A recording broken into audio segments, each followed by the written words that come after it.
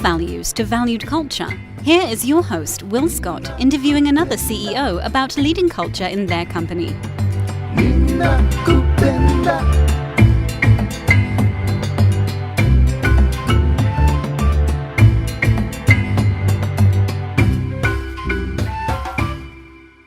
So Mel, what prompted me, I've known you for many years and respected your work for many years, but what prompted me to reach out to you is when I got an email, and I definitely recommend that all my listeners do subscribe to your newsletter. It talked about the 3 pillars of leadership, which sounds like, of course, we have leaders in all kinds of walks of life, but also in corporations. And most of my listeners are CEOs. I work with a lot of small businesses and medium-sized businesses around their corporate culture. And I don't think we talk enough about feelings in the workplace and the way we make our employees and our teammates feel. We spend a lot of time in the workplace. Why not feel great working there? I think if we do feel great working there, we're going to be more productive and, of course, be happier when we go home at the end of the day. There must be so many benefits to it. Is there any connection between this and what I'm talking about and your work as it relates to quantum physics and what you call your 3 pillars of leadership? Well, to begin with, given the principle of inseparability, that means whenever we make up separate compartments, we're tricking ourselves because nothing is separate. So from my executive coaching experience, as I cite in my article, it's a rare occasion when an executive speaks with me about issues of policy or substance in the workplace. What are they talking to me about? Their feelings, their frustrations, suppressed anger, the lack of resolving feelings. So I make a point in the podcast and in my article of the same name, Will, and I reference Ray Dalio's work at Bridgewater. Right. I'm in the same town as Bridgewater, so I'm very familiar with their environment. And his policy of radical transparency, I think, is good, but it is glaringly shortcoming. Radical transparency, for those who aren't familiar, means that at Bridgewater, you confront and challenge everything. That's good form. The thesis behind it is it will allow us to ultimately come to the best truth. It does not take into account emotions and feelings. And this is a sore oversight because we all have personal histories, narratives, and feelings. One word or one phrase means one thing to you, and it means something slightly different to me. This is a concept that I call shared meaning. It's part of emotional intelligence, which is, as the speaker, I cannot assume that what I intended to communicate, you received it as I intended. So I have to check in. Yeah. So if I use a word or a concept, I'll say, this is what I mean by this concept. What do you mean? We come to a shared meaning. So that opens up a coherent communication, altogether lacking everywhere in our world, from our marriages to our government to our business. We are having incoherent communication. Coming back to emotional intelligence, which I think is your first, isn't that the first Yes. of your 3 pillars of leadership, emotional intelligence? It is. Yes. And I do want to say this. There are leaders in all walks of life. What I'm trying to do is to illuminate the pathway toward becoming an exceptional leader or an authentic leader, which is different than being the CEO. They don't necessarily equate. So my point here is that the qualities that create exceptional leaders, number one, can be learned. You don't need to be born with them. The first pillar is emotional intelligence. To know what I'm feeling is important. To check into what others are feeling is essential. Radical transparency at Bridgewater doesn't allow for emotional transparency. How do you feel about what we just said? What comes up for you? Because how we feel ultimately may be more impactful than what we think. Yes. So We operate just from thinking and not feeling. We're operating from one gear. There's no symmetry. I strive to help people integrate thinking and feeling. An exceptional leader integrates it so it's continuous. They are not separate compartments. Part of emotional intelligence is tuning into the others. And when you tune in and you try to correspond with others, it's a very exceptional feeling. People feel valued and respected when you take that moment and tune in. It's not just a transactional communication where you're providing bits of information or instructions. There's a collaborative feeling, which is very humanistic. So we are not taught emotional intelligence as a culture. We are not taught it in school.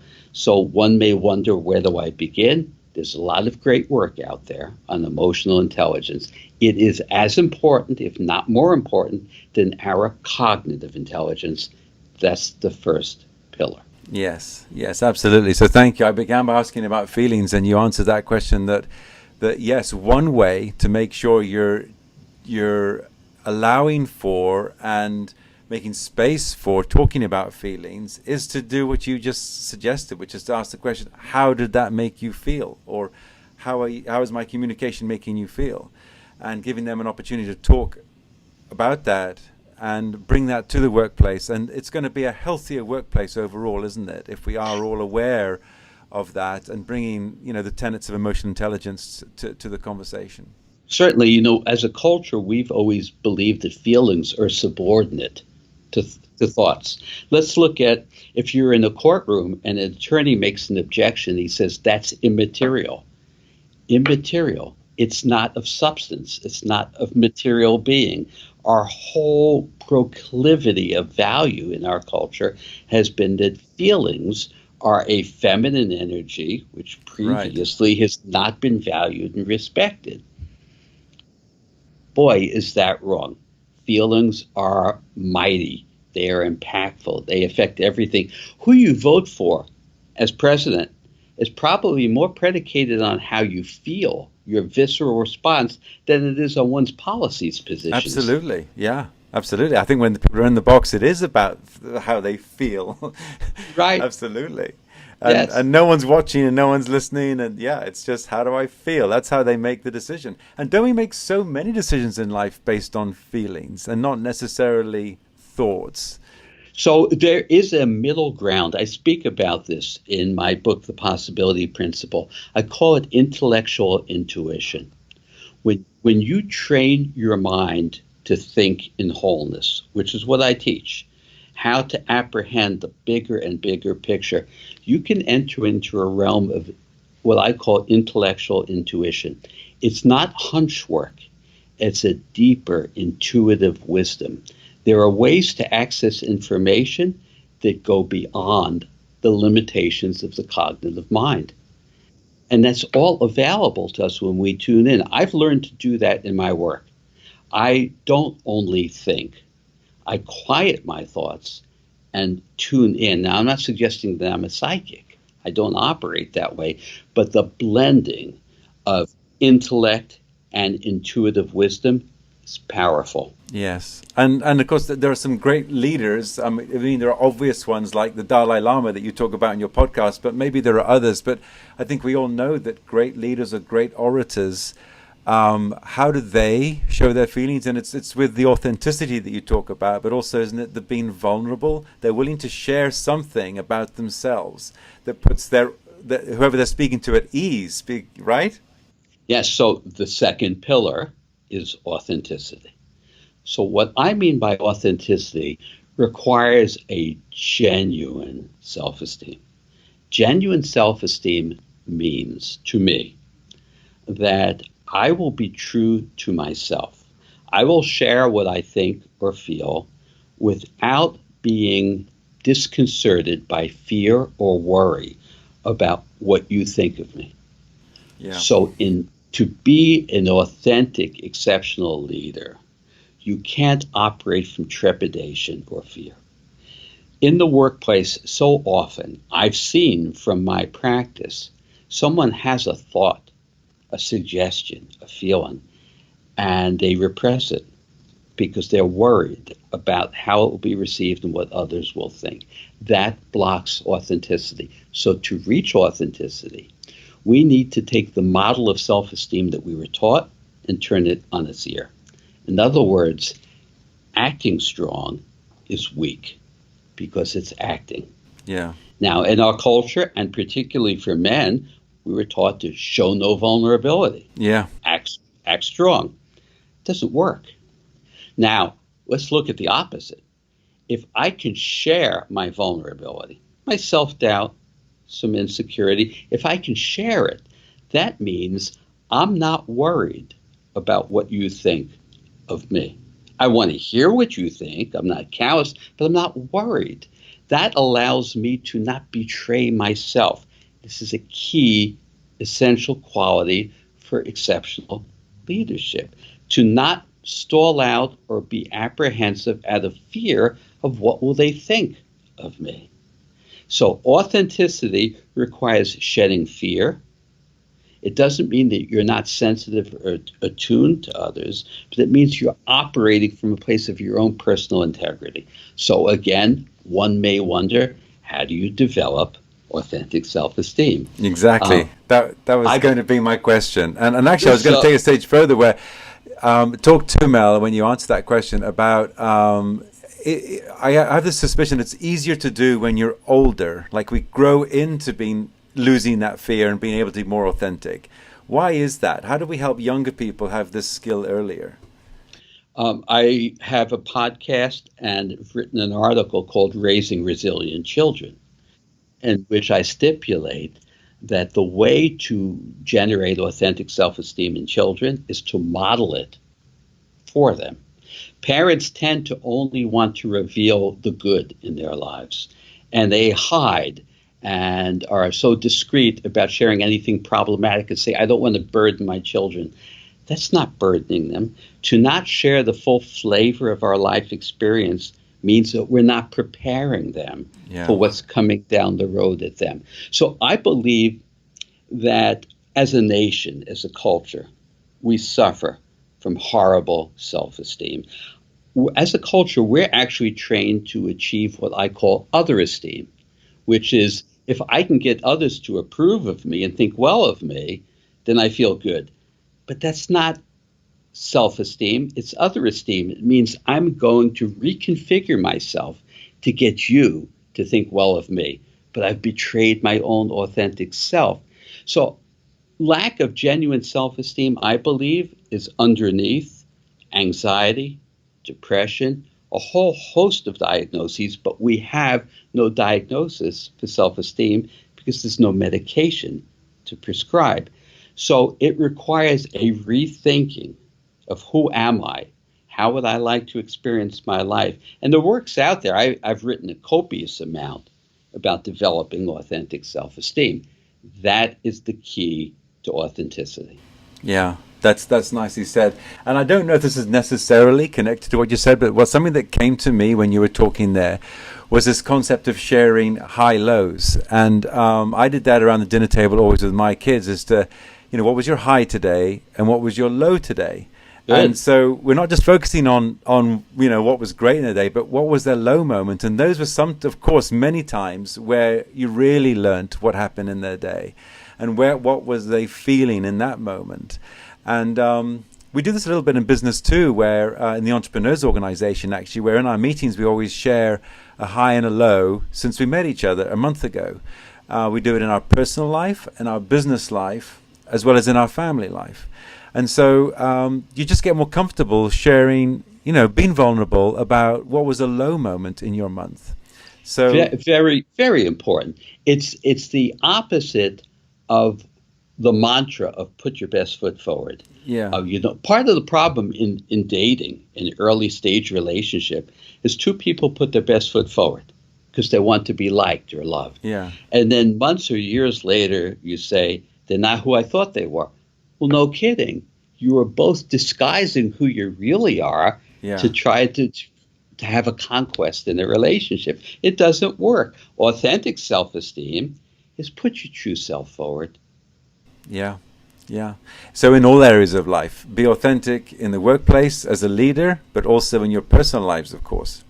That's right. And so a workplace environment that invites and embraces Yeah. vulnerability is a workplace environment that can thrive. There's no fear. Everybody can put their full self forward without trepidation. That's the kind of environment I like to cultivate. Okay. Well, Mel, I've heard the words used in your other two pillars, emotional intelligence and authenticity before, but this word radical emotional transparency, the third pillar, is that something you coined? So radical emotional intimacy is part of the second pillar. The third pillar, which we'll get to, is uncertainty. Oh, okay. So I can't be that egocentric to think I actually coined the term. It's a large universe. I'm not aware of having read it Okay. elsewhere, but I'm sure it's there. Okay. So radical emotional intimacy um, serves us in all walks of life. It means there's no part of me that I need to hide. Because if that's the way I operate, I have no fear. That allows me to be fearless. I may care what you think about me, but I will not alter myself or modify myself to get you to think of me in a certain way. Yeah. See, that's other esteem. Yeah. Authentic self-esteem is, this is my perception, this is my history, these are my strengths, these are my insecurities.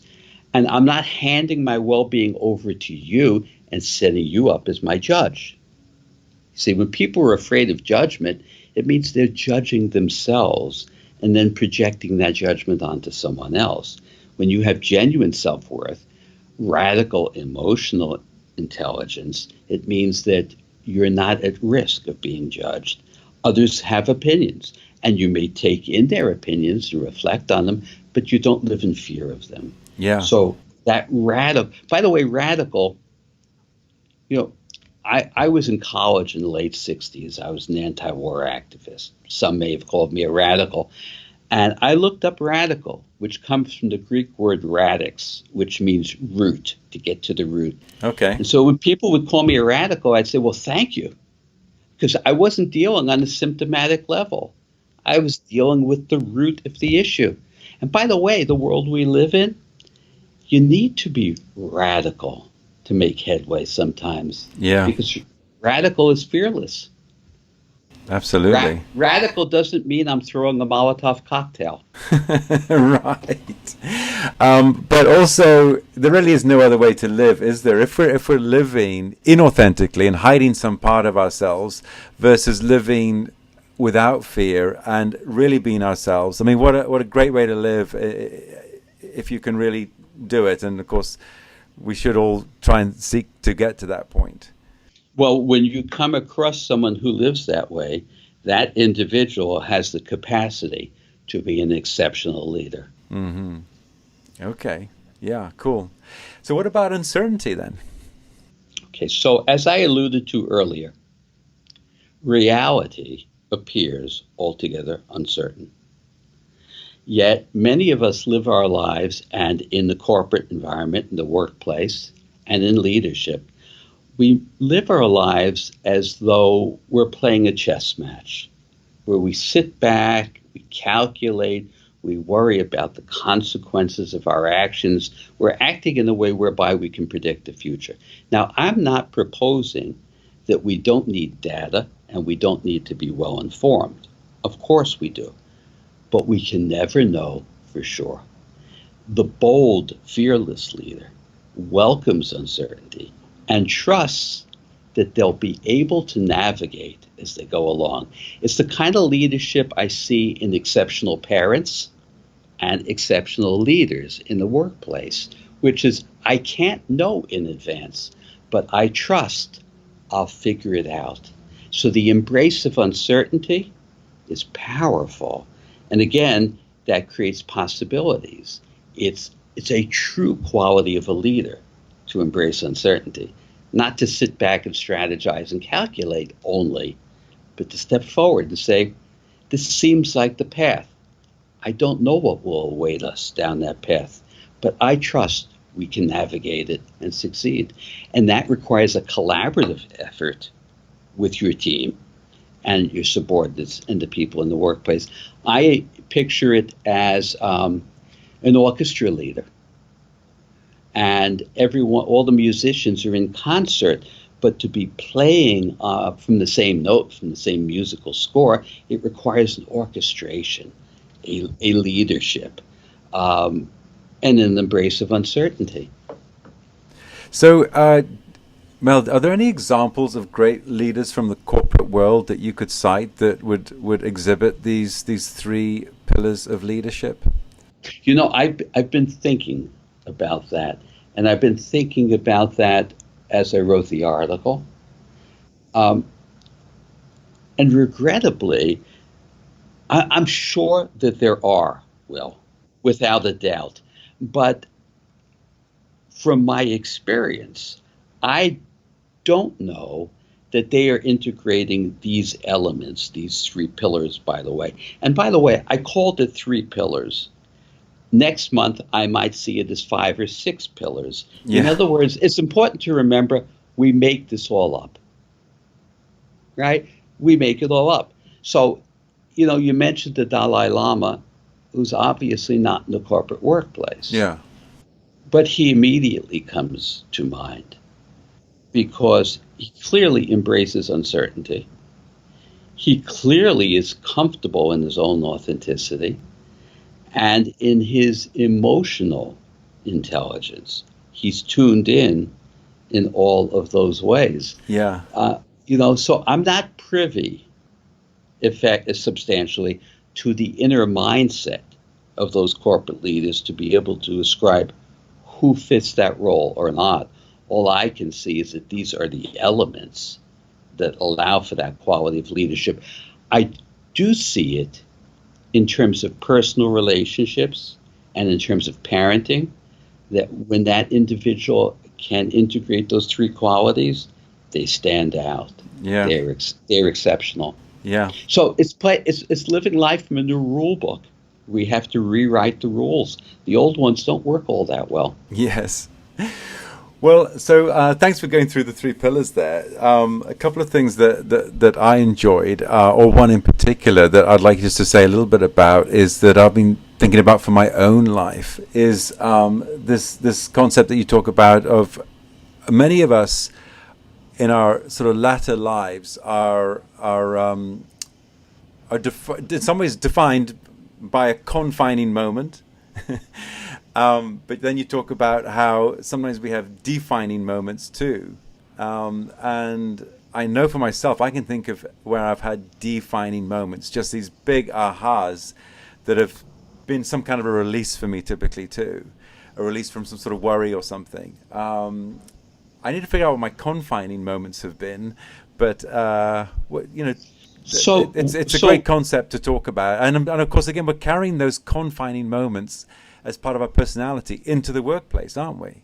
Of course, you couldn't leave them behind. So in my book, in the possibility principle, I explained that confining moments, we can find them when we ask ourselves about our core beliefs about ourselves. How did we come to this belief? So whatever limiting, constraining beliefs you have about yourself are confining moments. And I explain how we came to those confining beliefs. Now, we all have insights. Sadly, most people have an insight, an opening, an aha, and they don't commit to the insight. And so it's fleeting. It washes away. I decided early in life that when I have a profound insight, I will grab a hold of it, I will apprehend it, and I will say my life is different right now because of this. And that creates a defining moment where I head in a new path, and it's the opposite of a confining moment. So we have to seek to actualize defining moments where your thoughts are not telling you why you can't do something. You have to always watch your thoughts because they construct our false reality. So if I see a thought about why I can't, I look at the thought and say, how do I know that's true? Where's that thought coming from? Maybe coming from a confining moment. Defining moment would be, why can't I? Yeah. What's really in the way? Let me go for it. Yeah, yeah, I love it. And another thing that I enjoyed listening to was this idea about that you're saying that you talk about the nanosecond between thoughts, where you can sort of change direction a little bit instead of doing your normal reactive, predictable self. If you can be aware of the thought and that you might be going down that road, perhaps there's a nanosecond where you can create change, and little by little we can create change in ourselves and grow, right? So in the book, I explain that quantum physics reveals that potentiality is always present in any moment. Everything is in a state of absolute potential. But I extrapolate that to the human experience and say, I too am in a state of pure potential. And the potential exists in a nanosecond between my thoughts. If I keep having the same old thoughts, I will never apprehend new potentiality. So much of my work, and I put several chapters of work into it in the book, is to develop the ability to see your thought and not become your thought. When I can see my thought, that's what I call thinking. When I can see my thought, I am above my thought, and that's where insight and wisdom come from. Now, we were never taught how to do this, so many people may think, I don't know what you're talking about, or that sounds hard. That sounds hard is a thought. You've never tried to do it. Why would you have a thought it sounds hard? How about having a thought, wow, I have no idea how to do that. That's okay. You see, old thought defends its territory. It keeps us stuck and imprisoned. Once we can learn to see our thought, which is thinking, then we can break free, and we can then apprehend in the nanosecond new insights, new defining moments, embracing uncertainty. In between the thoughts, I welcome the uncertainty. I don't know what will come, but I cherish that something new and exciting will come. Yeah. And is that one of the benefits of meditation, Mel, that we have a chance to maybe look at our thoughts? Well, it depends upon the type of meditation one practices. TM is different than mindfulness meditation. Meditation has tremendous benefits across the board. I'm asked what kind of meditation I do. And honestly, you see, this is an example of not being worried about what people will think of you. My response is, I don't meditate. But what I do instead is I have taught myself this technique of seeing my thought operating. Yeah. And when I can do that, I feel still. I feel serene. It's almost like sitting in front of a TV monitor and you're watching your thoughts being transcribed on the monitor, but you're not the thought. You're the thinker of the thought. And that creates a detachment that allows you to be at peace. So very powerful, clearly, if you can, I think probably meditation does, for a lot of people, provide that opportunity to sort of reflect or to see your thoughts. But how more powerful is if you can do it just in real life, and catch yourself. Yes, yeah. Exactly. So I'm not limited to 15 minutes in the morning and 15 minutes at night. And I'm not always doing it, of course, but thoughts leave their imprint on us. And the moment you have a thought, the thought summons up the accompanying feeling. Thought and feeling act in concert with each other. So I've learned that whenever I'm in a particular mood, whether it's a very elated high mood or a down mood, I'll check in and I'll ask myself, what was the last thought I had that created that feeling? Yeah. And then I'll find it. And then the whole thing makes sense. And if I'm in a negative mood and I find the thought that set it up, then I'm free. Oh, it was just that thought. It's okay. Yeah. And then I'm free. I've reset. I'm back in balance. Yeah. Okay. Well, it's very cool. It's a pleasure. There's so much more we could talk about. But in the interest of time, where can folks learn more about this, Mel? And especially, the leaders we've talked about.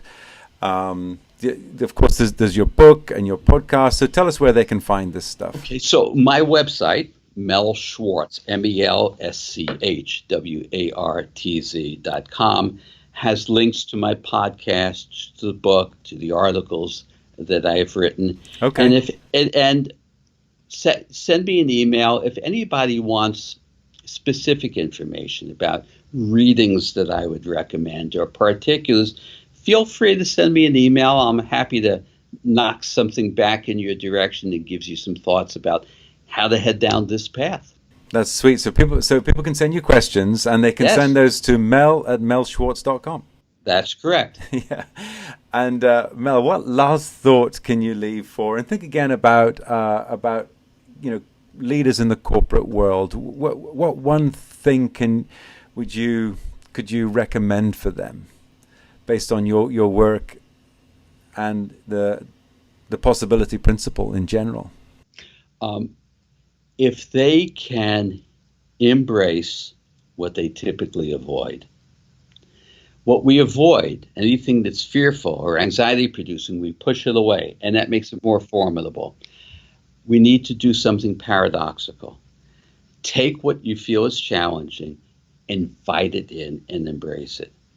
And it then dissipates. You become the leader instead of succumbing to the anxiety and the distress that the avoidance or the poor relationship you have with your challenges. Invite them in. That's part of the vulnerability, embracing the vulnerability. That would be the takeaway, Will. Nice. So basically, embrace their fear, and I know I try and do that. If something comes up and it's something that scares me, I think, I better go there. Exactly. Right. That's right. And once you embrace it, you're no longer afraid of it. Yeah. I began that myself with the triathlons, for example. But once I started doing them, but then I was afraid of an Ironman. But then somebody, changed my thought on that. I said, but I'm afraid. I'm afraid of doing an Ironman. Therefore, I better do it. Exactly. And but you're already talking about more personal development ones too. But any fear, right? Step into it. Embrace it. Yeah. Embrace the uncertainty. Okay. Well, thank you so much, Mel. It's been a My pleasure Will. having you on the podcast. So folks can reach out to you at mel@melschwartz.com. Your website of the same name has links to all of your assets. And hey, thanks for the work that you're doing. And I'm so excited to be bringing this into the corporate world. Great talking to you, Will. Thanks for the opportunity. Thanks a lot, Mel. Cheers. Bye. Thanks for listening. Be sure to click subscribe, check us out on the web at culturezars.com, and we'll see you next time.